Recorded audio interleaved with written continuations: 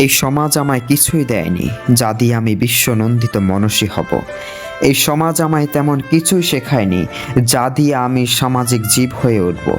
বরং এই সমাজ আমার থেকে ছিনিয়ে নিয়েছে জ্ঞান, বুদ্ধি, বোধ, বিবেক, যা আমি সঞ্চয় করে রেখেছিলাম সুশীল সমাজ গড়ব বলে।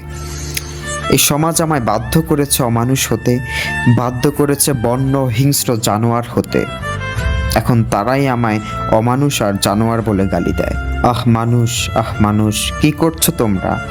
নেতৃত্ব দিতে গিয়ে গোলামি করে বেড়াও, নেতা হতে গিয়ে নরপিশাচ আর হায়না হয়ে যাও, মনুষ্যত্ব বিক্রি করে অন্ন জোগাও। তাছাড়া কী বা পারো তোমরা? জাতির জন্য কি এমন করেছো যার জন্য তোমার মৃত্যুর পর জাতি স্মরণ করবে?